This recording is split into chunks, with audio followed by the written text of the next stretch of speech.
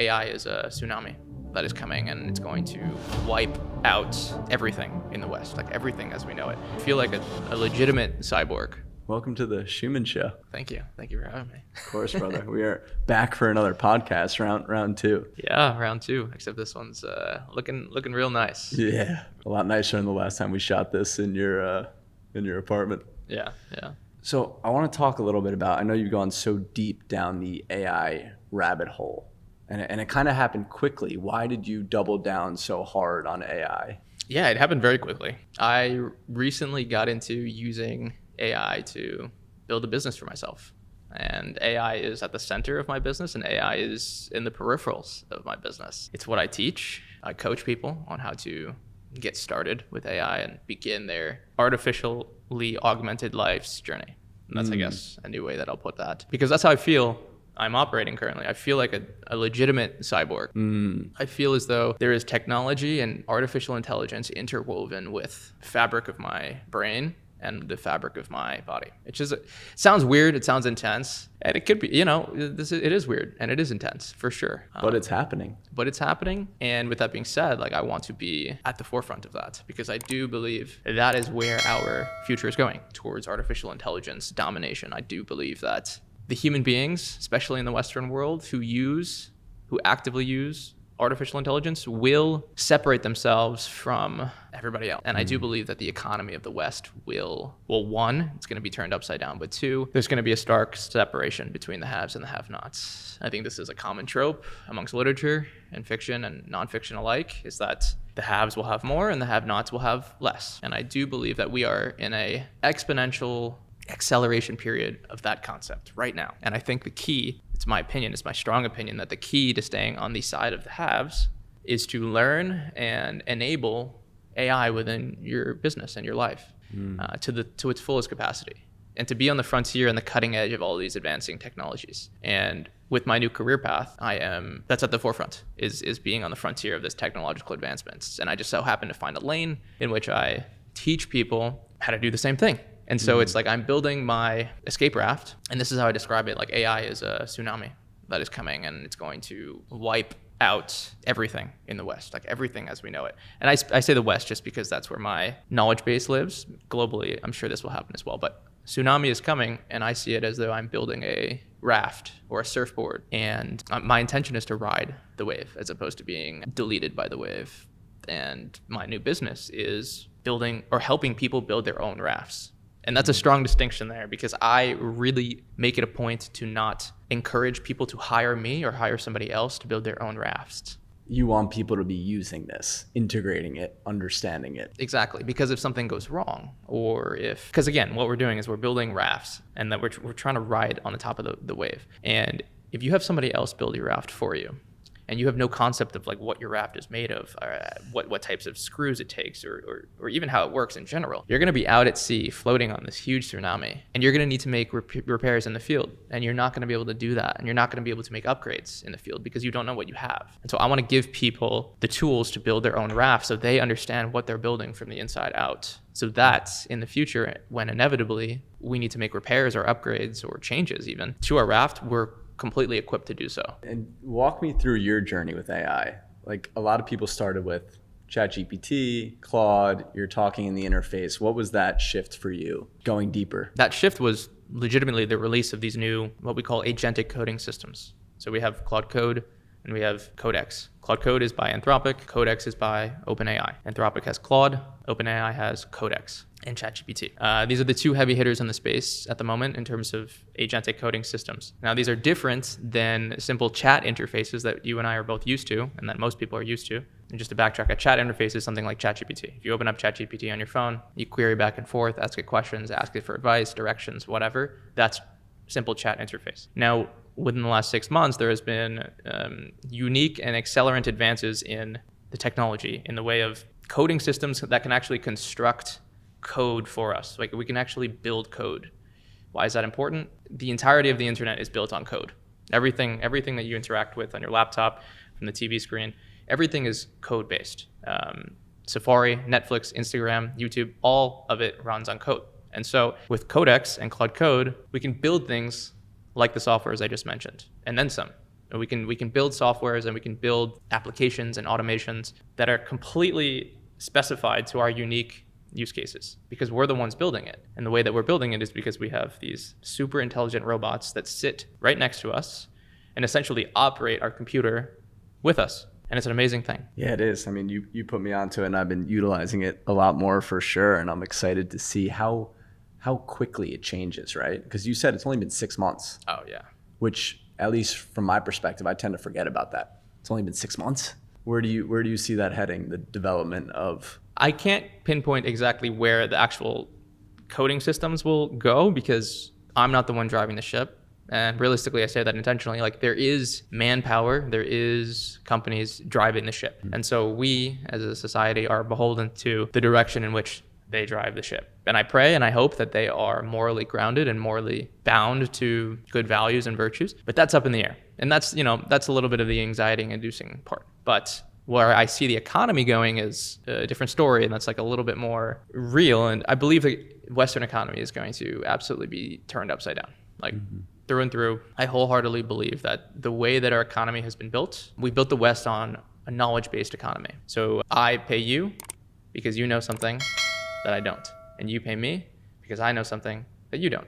I go to a lawyer because they know more about the law than I do. I go to a doctor because they know more about how to fix the body than I do, right? And so knowledge scarcity, the scarcity of knowledge is how we've built our entire economy. Basically, everything that moves money is based on scarcity of knowledge. But what's interesting and what's scary and what is also exciting maybe is the fact that with these AI tools, knowledge is no longer scarce. There's no more scarcity of knowledge. Knowledge is free or next to free, relatively free and abundant and quick and easy and accessible to everybody. And so right now we're living in the transitionary zone of going from a knowledge scarce economy to something else. And I don't know what that thing is. And I don't think a lot of people know what that thing is. I have a hunch, and I think it has to do with trust, authenticity, and branding is going to be the commodity, is going to be the currency. Because it's like, what if I'm not paying somebody for knowledge? It's like, what am I paying for them? I'm paying for the relationship. I'm paying for the human to human connection. I'm paying for the brand. I'm paying for the integrity of the person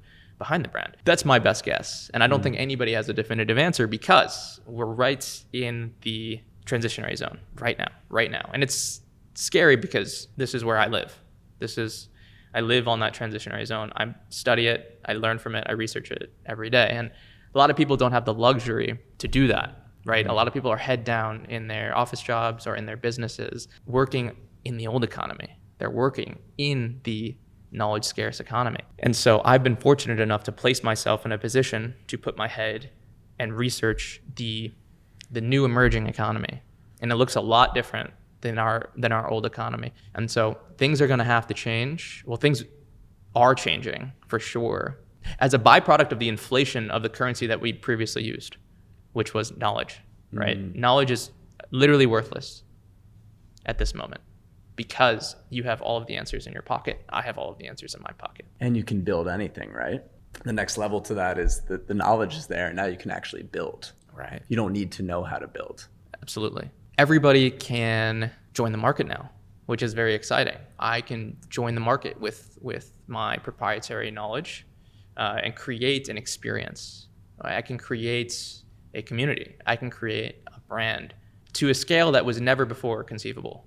Like just in my particular example, I've built a community and I've built a brand, but specifically I built a video game. Well, one, it teaches people how to use AI. It takes the live lessons that I do and it consolidates them and distills them into online learnings. And we as humans have such a higher capacity to execute on anything that we want. We can build anything that we want, and it's truly an amazing thing. It's truly an amazing thing.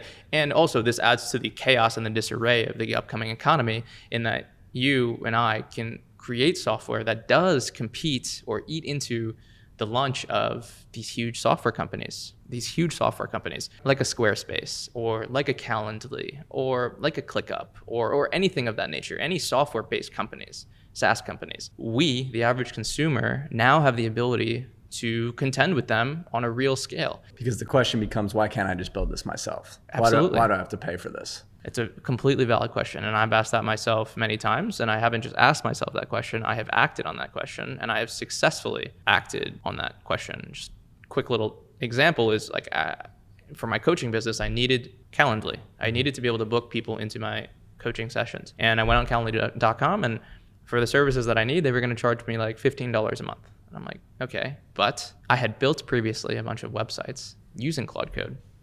And I was like, Calendly is kind of just like a little bit of a more complex website at the end of the day. And so like, why don't I try my hand at building Calendly myself? And it wasn't that difficult. It's as simple as, hey, Claude, research all of the capabilities of Calendly and go ahead and recreate that for me. You know. And then it's the refinement process of going back and forth to get to the product that you're actually satisfied with. Sure, exactly. But building the foundation and the skeleton is as simple as that prompt with anything. And then of course comes the taste, the creativity, and the customizability after that, which, you know, you can spend 1 hour and you can spend 100 hours depending on how complex you want your software to be. But we can now steal or copy legally all of the components of any software. I think you said this before, taste matters more now. Yeah, it does. Taste is going to become one of the few or many currencies of the West. Taste, creative taste. And what is taste? It's one's ability to discern good from bad. If I gave you 2 images of a cat driving a Lamborghini, which one serves the marketing purposes better, right? And in your ability to tell that A is better than B, that's what taste is. And there's going to be a lot of money in that. There's going to be a ton of value for somebody to come in and say, I definitively know that A is better than B because insert answer there. That's what taste is. And I'm sure you're familiar with Rick Rubin, for example. Legend. Rick Rubin has built his entire career, his illustrious career, on his taste profile and his ability to discern good from bad art. And people hire him literally to say, I like this or I don't like this. And people trust his taste and discernment. And people pay him accordingly. And he gets cuts of the art that he thumbs ups or thumbs downs. And for me, that's definitely a career path. Like that's a pinnacle career path for me. Mm. If you paint a perfect world for me, it's like I sit on my little couch and people come to me with ideas and I'm like, good, bad, good. That should be yellow. That should be blue. Yeah, go ahead, do it. Like that's, for me, I think it's culminating all of my design and artistic acumen into one singular decision. That's what taste is. And that's what I'm personally working towards. And I'm excited to work towards that because I do believe the economy is also working towards rewarding that as a currency. And what have you learned from teaching people about AI? I have learned that it's not that hard. I have taught 55-year-old nursery school teachers. I have taught 21-year-old young entrepreneurs. I have taught 9-to-5ers. I have taught a plethora of people, and I've used the same curriculum. I've used the same exact procedures and steps to get somebody from not knowing anything about AI to building customized proprietary software or automations for themselves. It's not that difficult, actually. And the reason that it's not that difficult is because we have hyper intelligence in our pockets now. That's why it's not that difficult. That's the main thing that I've learned. There is a barrier to entry currently. What's the barrier to entry? Setup. A little bit of setup. You know a little bit about the setup. I went over it with yourself. Once you get through the setup, you're off to the races, and it's up to you to push the gas. It's up to you to learn your vehicle. And that's a good analogy that I like to use. It's like in my sessions and when I teach people, what I'm doing is I'm setting up their vehicle. I'm helping them get in the race car because that is often the hardest part for people. Like they see race car and they're like, that's scary. I don't know. I get them, I walk them up to the race car. I open the door for them. I sit them down in the seats. I tell them what all the buttons do. I tell them how fast they can go, how fast not to go, etc. And then I close the door and I say, go ahead. You're free now. You got a racetrack. It's up to you to go and win the race, or at least place in the race. And it's up to you to figure out how to turn the corners. It's up to you to figure out how to put the radio on if you want to listen to music. It's up to you to figure out how to roll down the windows, right? This is the service that I provide, and it's the most valuable service that I can provide because the only difficult part is like mustering up the courage to get in the car in the first place. And so I built a business on getting people inside of the vehicles and getting them comfortable with the internals of the vehicle, and then they're off to the races. And then you say, go drive. Exactly. If you got a question, ask the car, drive some more. Well, yeah, that's all. Okay, that's a great addition to the analogy. Yes, we are very unique in this situation in that you said it perfectly.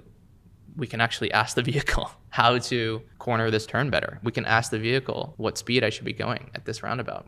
There are many things that we can ask the vehicle anything. That's why the most surprising thing that I've learned when teaching people is that it's not that difficult. It's really not. It's just a little bit of friction. It's just going from the analog world. It's like getting this 55-year-old nursery teacher from the analog world sitting in the cockpit of the digital world. It's like that barrier, that threshold, that bridge is where the friction lives. And then once they're in the vehicle, it's up to them and it's up to their own acumen and proclivity to want to learn, right? Mm-hmm. And I always say this with all my students. It's a very rich and dense learning experience. The entirety of what we're doing is learning. We learn. AI is learning. Building with code is learning. You're going to learn. I cannot give you a silver bullet to learn, right? I can set you up to learn, but at the end of the day, it's learning while driving. For me, I always say LBD, learn by doing. This seems like the prime example of that. It is.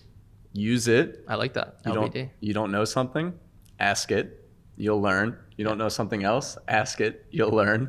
Exactly. Learn by doing. That's a great way to put it. It is learn by doing. And that's how I learned.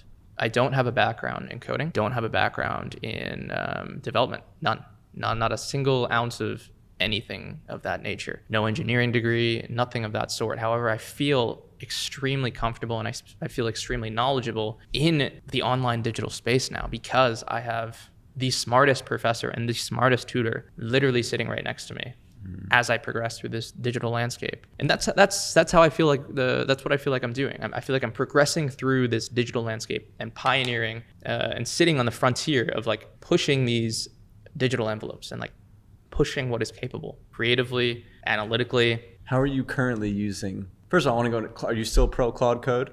Has that changed at all? Yep, I'm pro Claude Code, absolutely. There's a couple heavy hitters in the AI space. There's about 4 like brand names that I care to teach people. The brand names are Claude Code, Codex, Hermes, and OpenClaw. Now I don't teach OpenClaw, and I do teach Hermes. Claude Code and Codex are agentic coding systems. These are our builders. These are what are going to actually construct infrastructure on the internet for us. And we're going to be headfirst in the weeds, building with these tools, with Claude Code, with Codex, going back and forth on design profile, on feature profile, on getting the structure right. Boom, boom, boom. Mm-hmm. That's hard work. Now, Hermes and OpenClaw, I think of them as the operator of our business. They are our commanders in chief. They are our co-founders. They're our partners. They're our business partners. They run the operations. OpenClaw is Android. Hermes is iPhone. Cut from the same cloth, slightly different in personality and function. iPhone and Hermes is notoriously easier to use. Cleaner setup, less friction, more polished around the edges. Slightly contained to what it can do, but marginally, just as you can use your iPhone for a plethora of amazing things, Hermes can be used for a plethora of amazing things. And the benefit is that we have a smooth user interface and a smooth experience. OpenClaw is like an Android. It's like the Wild West. It is like we are tinkering with every single aspect. We are customizing every single aspect. It's confusing. I don't even want to use it, and I don't recommend most people use it. Now, there can be benefit to somebody like very intelligent and very prone to wanting to tinker with it to get a lot of benefit out of it. But OpenClaw is actually kind of on its way out of the door. So those are the 4. Let's talk about Hermes a little because I've been hearing a lot about it. I don't really have any knowledge on Hermes. What is the difference between Claude Code and Hermes? Hermes is like your always on operator. So we're essentially what we're doing is we have 2 ways that we can bring Hermes to life. That is through putting him on a physical device that we own. Say your computer, for example? Yeah, but specifically a Mac Mini. If you've probably heard of Mac Minis, they're trending. So what we want to do is we don't want to put Hermes on our daily driver. Got it. Because we're giving a lot of control to Hermes, just as you wouldn't put, let's say, a VA, right, or even your executive assistant. You wouldn't put them on your daily driver computer because you have command of your daily driver computer. So what we do is we buy or rent a new computer for Hermes to live on. And I just look at him as my always-on assistant operator, as I was mentioning before. And so what we're doing is we're basically creating a digital robot that sits at either a Mac Mini or a VPS, which is a virtual private server. A virtual private server is basically just a computer that we can rent for like a couple dollars a month. And we can we can put the robot on either of these devices. Now they never turn off. They're always on. 100% of the time, always awake, always at your beckoning call. When do they nap? When do they get there? They don't. I mean, there is downtime for them. They aren't always running, but they're always on. And that's why they're very, very, very potent and powerful. And we can command them to do things on a reoccurring basis. And we call those cron jobs. So cron job is basically a reoccurring job that happens on a schedule or based on an instigation. So like a cron job is basically if-thens. If I receive an email from Drew, please report to me what Drew said, and then draft a reply to Drew, and then ask for my permission to send the email to Drew. And the difference, because I have a lot of experience now with Claude Code, Claude's not doing that automatically. You have to go in there and prompt it, hey, did Richard email me yesterday? And it will send the reply after you draft it with him, but it's not automatically checking. Is that correct? It's a great question. Using the builders like Claude Code and Codex to execute on operational needs is absolutely possible. And we can spend a lot of time building the infrastructure for these operational automations to happen. However, as it stands right now, using the builders to execute on this stuff is a little bit fragile in that these jobs require Claude Code or Codex to always be on and always operational. So for instance, you wouldn't be able, if you closed your laptop or if your laptop died, Claude Code would be dead essentially, and it wouldn't be able to operate. However, with Hermes and OpenClaw, we've got them operating on our virtual private server or on our Mac Mini that never turns off. And so they're always on, they're always consistent, they're never missing the mark on a 24-hour recurring basis, right? So there's no downtime for them. And it's just it's a cleaner operational interface. I communicate with my Hermes through Telegram, which you may have heard of. It's kind of like WhatsApp, but Telegram. The sort of like the open sourced version of WhatsApp. These tools are very, very, very, very powerful, and we can do a lot of things with them. For instance, I have my Hermes at this very moment reading all of my iMessages. It reads all of my WhatsApp messages. It reads all of my Gmail messages. So it has a deep comprehension and understanding of who I am as a person and every single thing that comes inbound to me, whether that's a text from you or an email from a company that I'm working with. It has a deep operational command over my entire life. Sounds scary, can be scary, for sure. Risk to reward ratio. There's a high reward right now, in my opinion, to using these tools to the fullest extent. There is risk, of course. You're giving access to your whole life to a computer system that you don't know through and through. But you have to, I lean towards trusting than not, because I think that having a trusting attitude will reward me greater in the outcome. Well, it sounds like you're also just saying the reward right now is a lot greater than the risk, so I will accept the risk while Precisely betting on the reward, taking in the reward. Precisely. And I mean, that's how I live my life in general. Yeah. Within reason, of course. Yeah. But I think that's the entrepreneurial mindset. I think that is the correct mindset for most people. You know, weigh your own responsibilities in your own life. But I think that that's the correct disposition for most people. Yeah. And some people are more risk averse. That's just who they are too. But that person probably also wouldn't be an entrepreneur, because if you're risk averse, entrepreneurship can be pretty risky. Yeah. Well, I mean, that's an interesting topic. I think that like entrepreneurship may be the only occupation, if you even want to call it that, in the future. Like if you rewind a couple hundred years, right? Jobs as a concept is a new creation. Like having jobs, right? Having somebody else start a business and then hire you for it. That's a new concept by way of history. Typically, like if you actually think about it, throughout humanity, humans have been entrepreneurs, if you want to label it that, right? Like we go outside, we raise our own crops, we go sell them on the markets, we come back and we build a barn with it, right? Like it's like everything is kind of self-contained in this loop, right? We create value, we sell the value, and then we use that value to help create more value, right? That's the entrepreneurial loop. And that is, and I think there's a lot of conversations about how entrepreneurship is like the truest form of being a human being. It's like we got to hunt for our kill every single day, right? For most of us entrepreneurs, like every single day is a consistent hunt for new income, new clients, new business, however you want to call it. Just like it was in our primitive times as a human being, right? Every single day, our ancestors had to wake up and hunt or harvest for their value. And we very well may be returning. We are likely returning to that standpoint. I'm here for it. I'm not against it. I'm here for it too. It's hard. It is hard.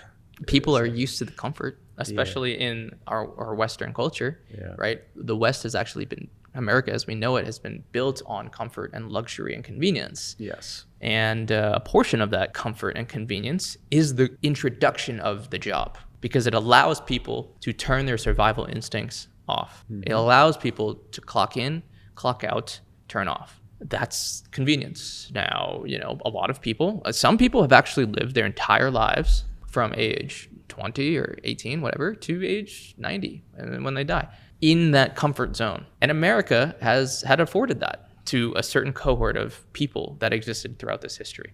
That's an interesting thought. That is not sustainable.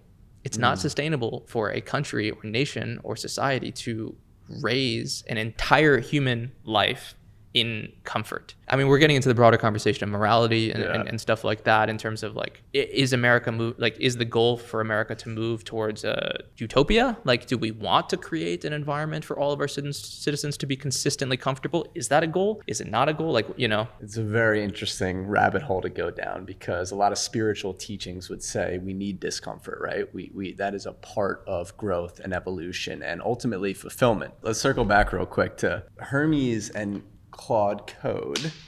Are they talking to each other? Yeah, you can set it up that way, and I have set it up that way. And I mean, it's an oversimplification, but also not really. It's as simple as saying, hey, Claude Code, make sure that you can talk to Hermes for me.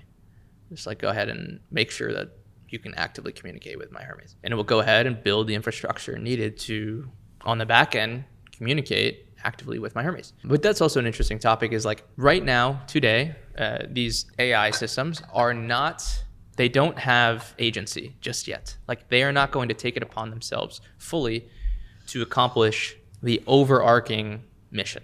We are still the orchestrators. We still point the labor, and this is also another way that I like to describe it to my students, is these coding systems are beams of labor. So we can point these coding systems in a certain direction with our voice or with our prompts. And depending on the quality and the size of the prompts, the beam of labor will either be fat or short. Just gonna call. Very good. So they're labor systems. I lost my train of thought. Depending on the prompt, yes, it will either be short or fat, the labor. Yeah. Yes, you asked if they can talk to each other. Yeah. Yes, because I instigated that. So what I was getting at is that we still need to be in command and control and orchestrate most, if not all, of the actions of our AI systems. You asked me if my Claude Code and Hermes can talk to each other, and I said mine can. It's because I told it to do so. By nature of the way that they're set up, they don't talk to each other. And so I need to tell them, and I need to command them, and I need to work with them to build that bridge, right? It's still me. I'm still the one orchestrating that. And this applies to many, if not all, of the other instances of using these tools. It's like, it's not going to do everything for you. It's going to do what you told it to do and nothing more. That makes sense. And are you continuously prompting it to do that communication, or you built the system now where it actually is cohesively talking without you? It's cohesively talking without me, because I told it to do so. Yeah. I said, go ahead and cohesively talk without me telling you to do so. As simple as that. And this applies for anything, right? And this is the beautiful time that we're in right now. It's like anything that we can think of, anything. If you want to accomplish anything, we can prompt it to do so. Like anything.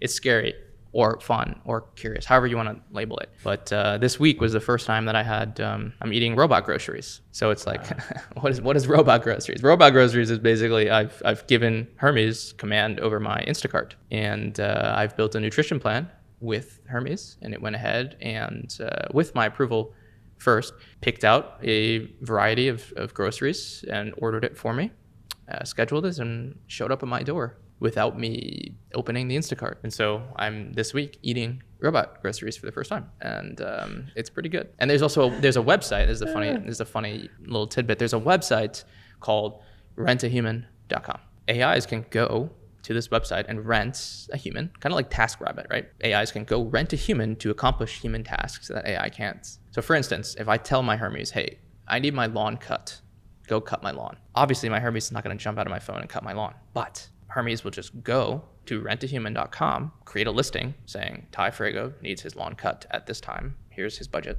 And then somebody can come and accept that job and then cut my lawn. And so, did Hermes cut my lawn for me? No. Yes. No. Yes. He kind of did. In a way. Because all I did was like cut my lawn for me, and it went, and it did it, right? And so the end outcome is that Hermes did cut my lawn for me. It makes me think like, where does this go, right? Like how much free time is this going to give humans? Like imagine if that's on repeat. Hermes knows once a month you get your lawn cut. You don't have to deal with that anymore. It prompts it, it goes to get the guy, has your credit card, pays, done. That's a time chunk saved. Yeah. Sending out your follow-up emails, that's a time chunk saved. Where does that lead humanity? Endless possibilities right now. I think we are still discovering that. Can we even imagine it? I don't know. No, we can't. We can't imagine it. No, absolutely not. Just like nobody can predict the future, right? Nobody could have predicted that. Even rewind 10 years ago, nobody could have predicted where we are currently at with technology. Humans are notoriously bad at predicting the future. Yeah. Very notoriously bad. And it's I'm not sure exactly why that is. It's likely because there are a quadrillion different variables that we need to account for that obviously we're just not capable of. But probably for good reason. Yeah, but who knows? Maybe AI can account for the quadrillion different variables, and it probably could. And so maybe, who knows? This is a crazy thought, but who knows? Maybe with AI, we can actually begin to tell the future with certainty that is in the realm of accuracy. Probably can, because it can likely factor in everything. Then it's like, we're living in a freaking simulation at that point. Then they just tell us, yeah, it was a simulation. Yeah, they just hit the button. We can't play this game anymore. Show's over. The thing in the sky comes, the lid opens up, and somebody peers into the sky. It's like, hey guys, hey, you did great. The Truman Show. Yeah. The Truman Show. Full circle. Do you have any? I know you're super bullish on AI. I am as well. Do you have any concerns right now? Sure. People can have concerns. It's not going to stop. It doesn't stop me from trying to build the life that I want to live. Yeah. And provide for my family. The concerns generally about AI, I guess, would live with regard to the economy. And I do feel as though I'm playing my part in saving or helping save or helping prepare as many people as I possibly can for the incoming chaos that is coming. So yeah, I have concerns, and I actually do feel like I'm putting my hands where my mouth is and where my brain is. Like I'm actively, even on this podcast, like I'm communicating my ideas and my thoughts towards this situation in the hopes that people can be more prepared for the chaos that I do believe will inevitably ensue. It just has to, in my opinion, it has to happen. I mean, it's here, whether you like it or not. And there's really no way to turn back the time. No. It's too late. Yeah, of course. I mean, you could say that about anything. It's always too late to go backwards, of course. The question is, what do you do with that information? What do you do knowing that, one, you can't go backwards, and two, we have an understanding where the technology is? What do? You move forward, you build, you create, you learn, you grow. That's what I'm doing. And I've specifically put myself in a career position that encompasses all of those things previously mentioned. So for me, it's like I feel like I'm in a very harmonious career position at this moment. Like it's very, very, very, very, very amicable. Like I'm in a very healthy situation at the moment because I'm helping, I'm growing, I'm learning, I'm staying ahead, and I'm forced to do that through occupation. Whereas if I had a different occupation, let's say I was a mailman or something, I would be forced to not learn this stuff. I'd be on the job. I wouldn't be able to learn this stuff. And so it's a very, very, very positive feedback loop for me. Yeah, that's beautiful. And what would you tell someone who maybe has a little resistance? They're just not quite ready to dive in, turn the car on, per se. Yeah, I mean, I would say that I get it. I understand. I fully understand where you're at. And I would say that you're fully wrong, and that you're fully needing to break your stale, cumbersome, complacent habit. Because if you don't, the consequences will be greater than what you can imagine. Unfortunately. It's unfortunate, or it's not fortunate. I don't know. Dude, we're just reliving history, right? It's not like we in the West have been so conditioned to think that things will perpetually be good forever. And then when things go wrong, we sit there and complain about it as if this wasn't supposed to happen. And this ties into a broader sentiment that I have. I believe deeply in this metaphysical law called entropy. Entropy is this concept that every single thing in this world, physical, living, non-living, leans towards chaos. An example would be like, if this table was left here for 6 months, it would not stay orderly. Things would fall upon it. Dust, dirt, grime, debris would come on top of it. Your kitchen sink. If you had a clean sink on day 1, you fast forward 60 days without cleaning it, you now have a full sink of junk. Everything in this world leans towards chaos and disorder naturally. And so when things go wrong in this life, or when we're met with challenges, it's like, yeah, and so what? Like, of course, obviously our sink got dirty after we put dirt in it, obviously. Like it's to me, it's the fact of the matter. And yes. For people that don't understand that or don't want to understand that, that's on them. And the best thing that I can do as a service to humanity is, I guess, open up people's minds to that concept, that chaos and suffering is a natural and orderly part of this universe that we occupy. And every single thing experiences it. Your vehicle, if you do not service your vehicle, what happens? It breaks down. It's not because the universe hates you. It's not because God is saying, haha, I gave you a flat tire. No, it's because you haven't been taking care of your vehicle, right? And so entropy, we're all fighting entropy. Everything is fighting entropy.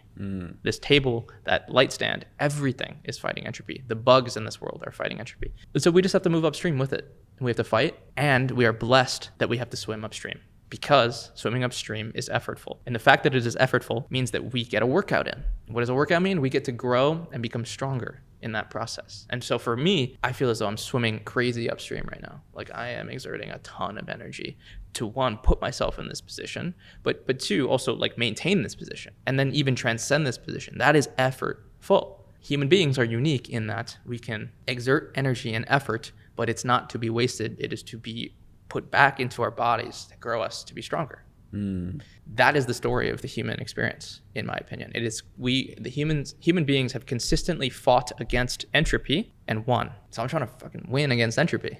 Like, of course I am. That's the real enemy, right? The enemy is decay of order, whether that be from demons and devils or whether that be from tsunamis and AI, right?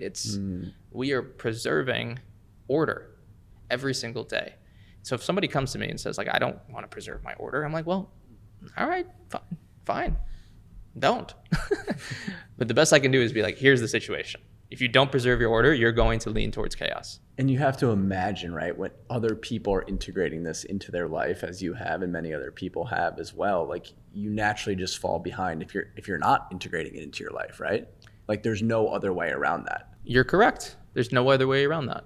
And it's as simple as, like, you rewind 25 years, and if you're not using the internet, it's like you will fall behind.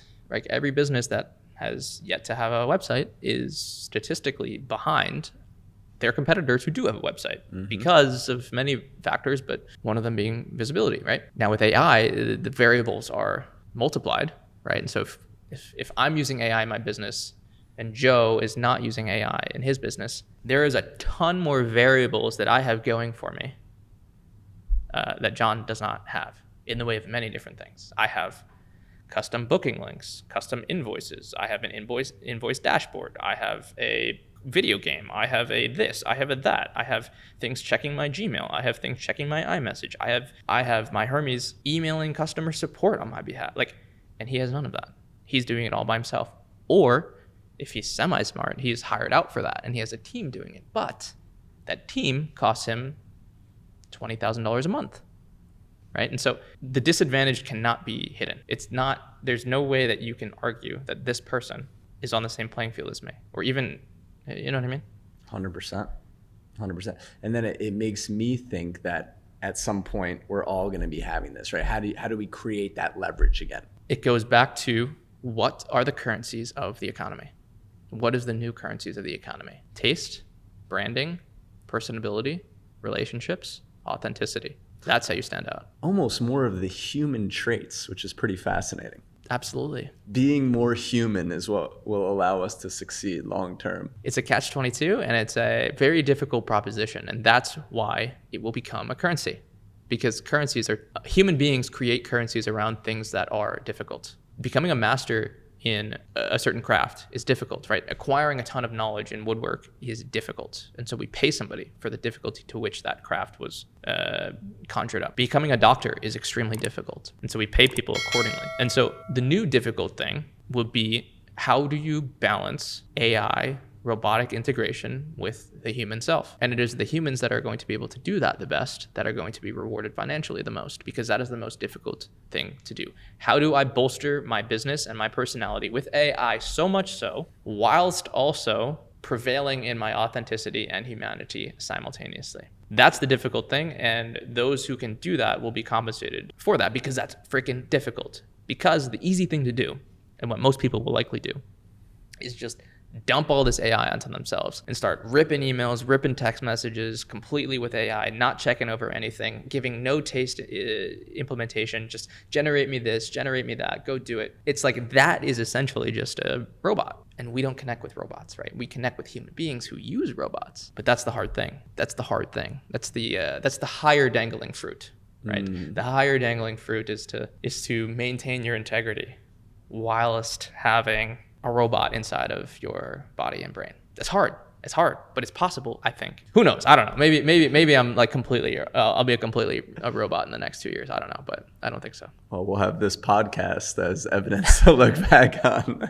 Yeah, right. Do you think AI is compressing time? I guess the way I think about it is we are able to buy more of our time back, right? While using AI as a tool, because it's leverage.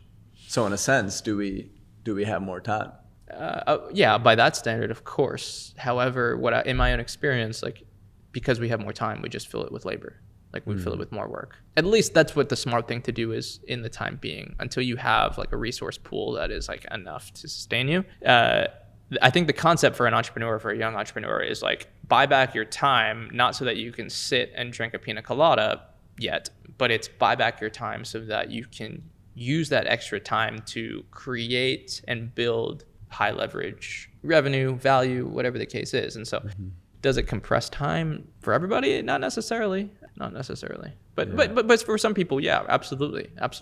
For most of the people that you've taught in businesses, what is like the low level hanging fruit in terms of like, how are they utilizing Claude just when they're getting started? Like, what are you seeing right now that people are actually implementing? Digital organization. Your laptop, everybody's laptop, even people's phones are we're not used to navigating the digital world. We're not, because there's been so many advancements, so many updates, so many, just everything, right? We are not programmed as human beings to navigate the digital world. And so I find, even with myself, my digital landscape has been relatively chaotic in relation to my physical landscape. Files everywhere, emails that are like, bro, I thought I unsubscribed from this. Like, just chaos.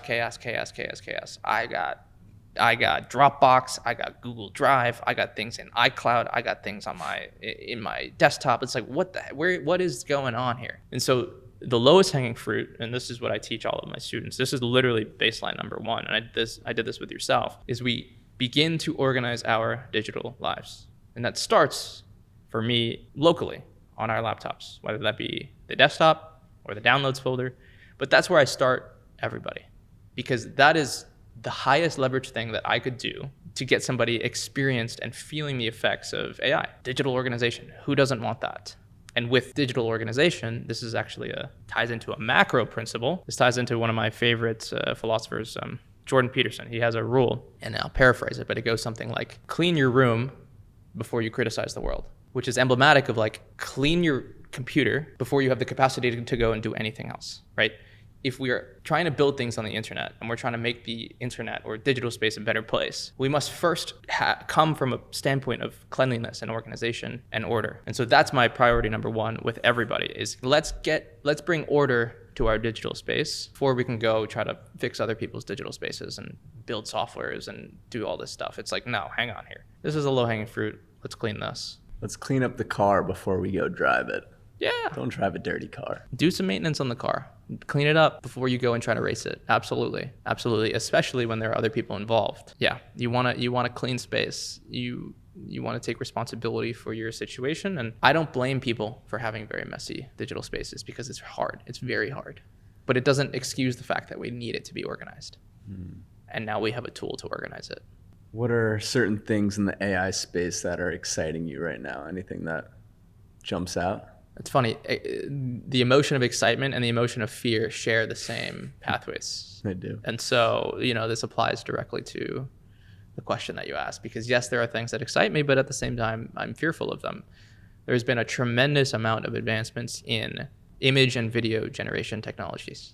Tremendous. And every single day, literally like almost every single 8 hours, there's some degree of advancement from one of the many companies that are pushing this industry. And it's exciting, but fearful. Like I'm fearful at the same time, because what am I getting excited for? Like I'm getting excited that people are going to be tricked into believing that something is real. I'm excited. Like there is excitement in the fact that we can do anything. We can take this vertical video or horizontal video and we can make it look like I'm wearing an astronaut suit and I'm sitting on the moon. Maybe we will. Maybe we will. We're not sure yet. That's exciting. That's exciting. Maybe this is a little bit of like a child's play example, but like there's real implications to the fact that we can change our environment or change the composition of our set, or we could have a celebrity sitting right here for the duration of our podcast for views. Fuck it, for views. Like there's a lot of implications there that could be potentially positive. But at the same time, it's like, this is also an interesting concept, is we built our digital economy on video being truth. We built a lot of our economy on video being truth. And I'll give you an example. In the court of law, and I'm not even sure how this works anymore, but in the court of law, if you had surveillance footage evidence of somebody committing a crime, they committed the crime. There's no way around it. But today, and I'm curious to see what the law says about this, surveillance footage is no longer admissible in court, to my understanding, because I could have you rob my house today if I wanted to. Yeah. And I could pin that on you because I have surveillance footage that is indistinguishable from any real surveillance footage. And so it's like our concept of digital truth it needs to be drastically altered. And I'm curious how quickly the law, and bro, even like receipts, insurance claims. Yeah. There's so many stories of people creating videos of their vehicles getting hit and then creating fake photographs and then sending it to their insurance company and receiving monetary claims in return, because previously video and photo were our degrees of truth. No longer. It's a wild concept. I mean, and then it's like, how are we going to be able to distinguish what's real and what's not real? And then is that going to turn us off to media as a whole? There's so much AI out there, but you can't even tell what's freaking real, or we don't even know. I still love it. We still consume it. There is, whether it's AI or not. I've had this optimistic thought, and it is optimistic, but I think it may become true, especially talking about it. It's like, you're right. The digital landscape will become so muddied. The truth will become so irrelevant on the digital landscape, and we need to be grounded in truth. Yeah. And so there may be a best case scenario in which human beings at mass voluntarily opt out of the digital landscape. And what that looks like is people going back to reality, to the point where like our phones become this sort of radioactive, like robotic infested, almost like a virus has gotten into all of our phones. And if you could just imagine that, like, let's say we had like a virus that infected all of our phones and it turned the entire internet off and people were forced to go back to real life because the internet was completely unusable, right? That could be an outcome. It could be. It very well could be. And people would also feel inertia, and people would feel inclined to want to break away from that anyway. And so if the digital landscape was gross and muddied and toxic and infested, it's like, we have a better option. We got this. We got in-person stuff, right? Uh-huh. That may become a reality, to the point where the internet becomes relegated to robots only, because human beings realistically are not designed to be on the internet. We're not. And so maybe it pushes us back into our natural environment. It's very possible. As someone who's building a podcast, I will definitely reflect on this deeply. I mean, we know this. In-person stuff is coming back. We aren't strangers to the fact that in-person events, podcasts, conversations, hangouts, they're coming back. I wonder if, because we know AI is going to get so good, I wonder if there will still be a part of humans that can tell, like, a podcast wasn't real. That was AI. Like, I wonder if we have this like godlike intelligence where we can just know. It's that gut feeling that science can't explain, but we're like, nah, something about it. No, not in the digital space, I don't think. No, I think you fast forward 365 days from now, and I don't believe the sharpest human being will be able to tell whether or not something is human made or not. And I mean, you're likely thinking about a very specific example. Like, is this human being that I'm watching on screen real? But there are so many other things that don't involve human faces, which we are acutely programmed to be able to tell if it's real or not. For example, like a landscape, right? We're already at the point where if I showed you a landscape of like this mountain range in California, there's zero shot, zero, no matter how much you zoomed into all the pixels, you're not telling me that it's AI or not, right? Test me.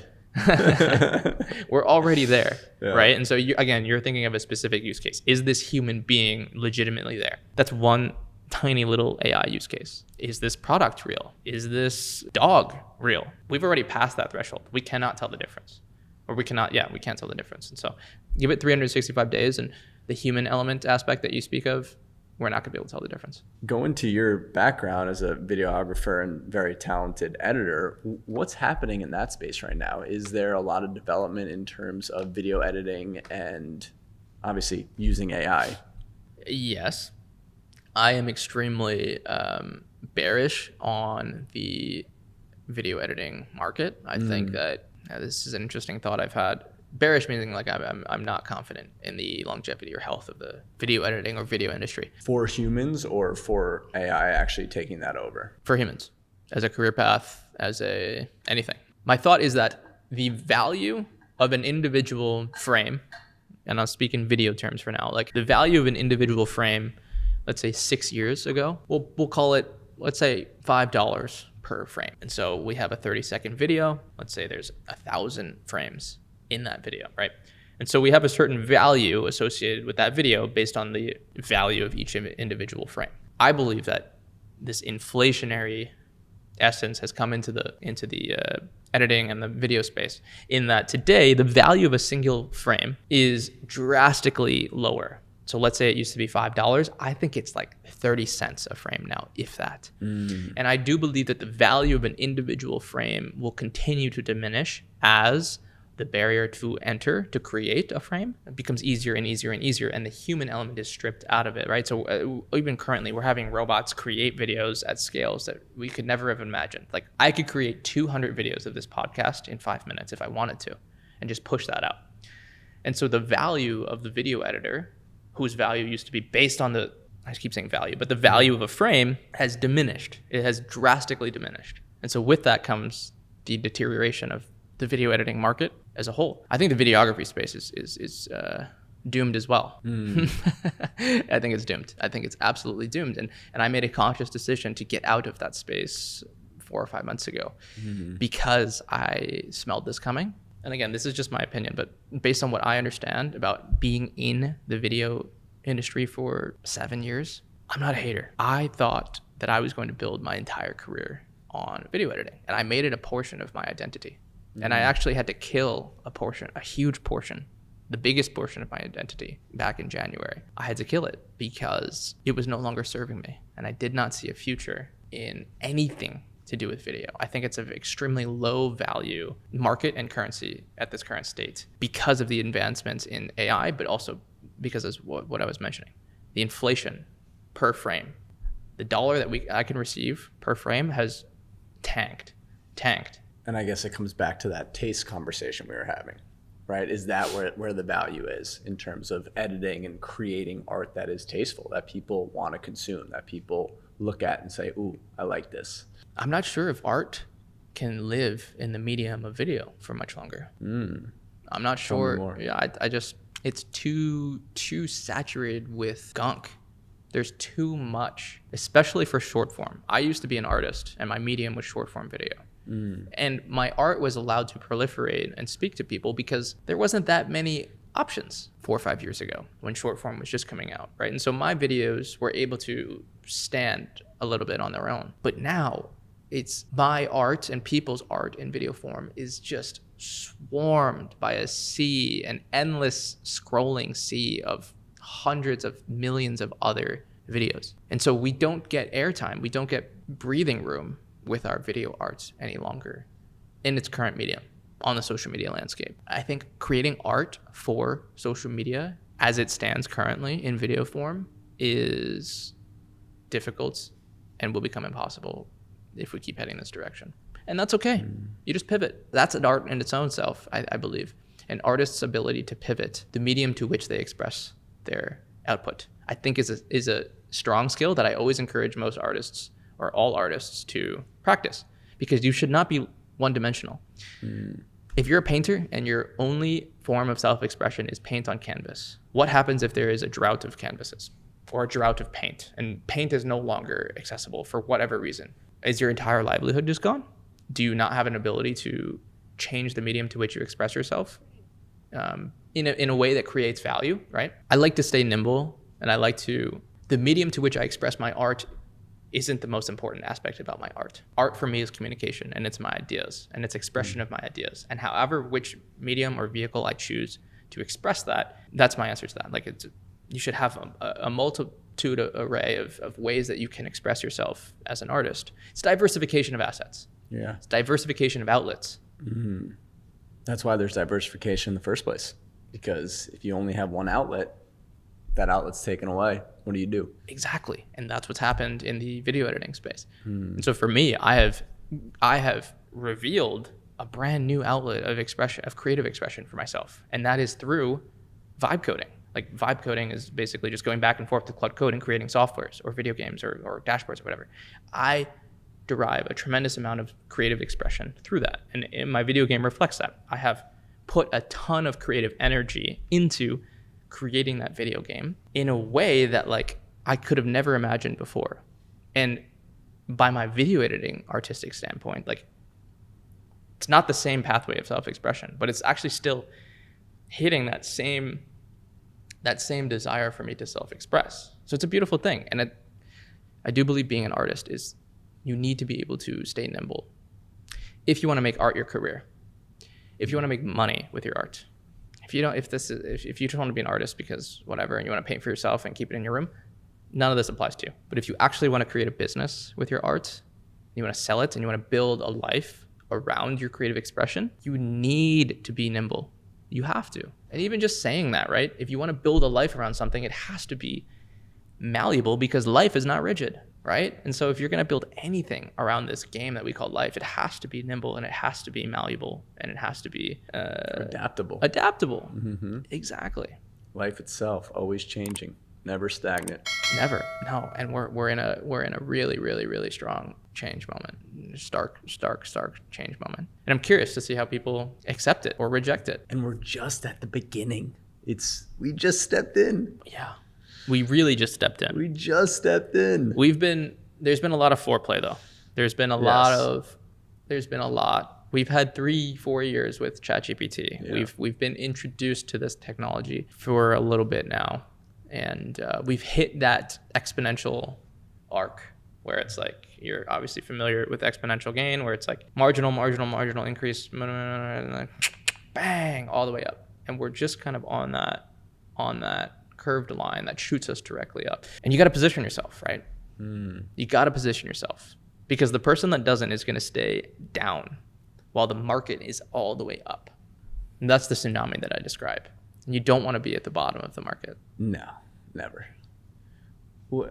Question in terms of Claude Code, I've noticed it makes some mistakes. And when you call it out, it's very quick to correct, as like the ChatGPT or Claude interfaces, same thing, chatbot. Have you noticed that as well? My recommendation with that is, I affirm that that's a real thing for sure. And my recommendation to that is, you have to stay on your toes. You have to stay sharp, and it helps to know what you're doing. It helps to know the situation so that you can give pushback. And that's one of the things that I actively teach all of my students, is that if Claude Code tells you it cannot do something, it's likely not true, because I know I have this predisposition, and it's proved me fruitful, that anything is possible, anything. And so if Claude tells me it's not possible, I say, wait, no. I know it's possible. Let's figure it out. And it always does it. Why do you think its initial reaction is to say that? I've always pondered that. I'll give you an example, because it's actually not always wrong.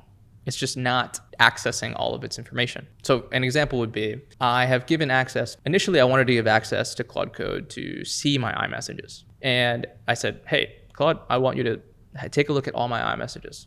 And 5 seconds later, it reports back. It's like, well, Apple actually does not release a API connection to iMessage. So there's no way that I can see your iMessages. Like, it's not possible because Apple doesn't allow that. And a lot of people be like, oh, that sucks. Okay. And then move on. But for me, because I have an understanding of how this technology works, I understand that the database, the actual messages, are stored on my local machine. Like, they're in my computer. And iMessage, the application, is simply an application that displays the data that is stored locally on my machine. And so I was like, okay, I understand Apple can't let you see the application iMessage. However, I know, Claude, that iMessages are stored locally on my machine. Can you go look through my entire machine and try to find the database? I granted it access to see my full disk. And it's like 10 minutes later, it's like, found it. I found where all your iMessages are. Now I have access to all your iMessages. And so to the question that you're asking, like, initially it said, no, I cannot see your iMessages. And I gave it pushback. Technically, it was right. Technically, Apple doesn't strictly disallows anything from seeing the contents of iMessage. But because I know, again, we basically backdoored it, right? Which is fascinating too, because it was not lying. It was truthful in what it was saying, but it's not going to take that extra step to think outside the box. Maybe there is a way. Mm-hmm. You had to say, no. Let's try and figure this out. Let's go a little deeper. Right. And right now, are you sure? Right now we have to do that. Yeah. Fast forward 8 months from now, we may not have to do that anymore. It's just, this is the landscape that we're playing in right now. It's like, we still have to be sharp. We still have to be in command, in control. And it really does help to be digitally savvy. The buck would have stopped at the no if I hadn't known that iMessage database is stored locally on my device. But I knew that, and I accessed it.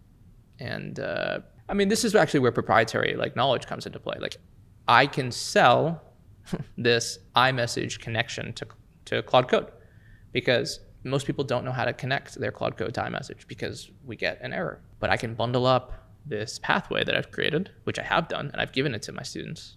But there's value in this, right? There's value in this proprietary knowledge that I made that connection, and I have this connection to Claude Code to iMessage, right? And I probably will sell it. It's something valuable. That's the way the world works, right? People pay for value. Right. How much you want? I'll pay you for it. $49. Perfect. Done deal, brother. We'll shake on it right now.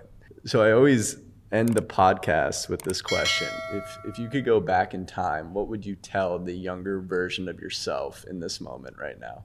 I've been asked that question in the past, and I would have said, and I still do say this, I'll say two things. I will say to my younger self, keep going. There's a lot of people telling you you can't do this. There's a lot of naysayers. The market is telling you no. Society is telling you no. Being an entrepreneur is hard, and you got to fight against that uphill friction. I would say, younger Ty, you're doing a great job, and you need to stay steadfast.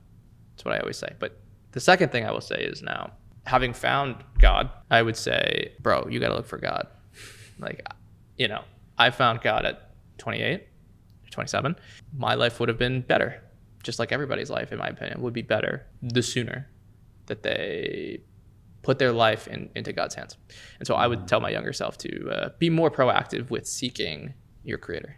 Mm-hmm. Beautiful, bro. Totally agree with that message. We will sign off on that.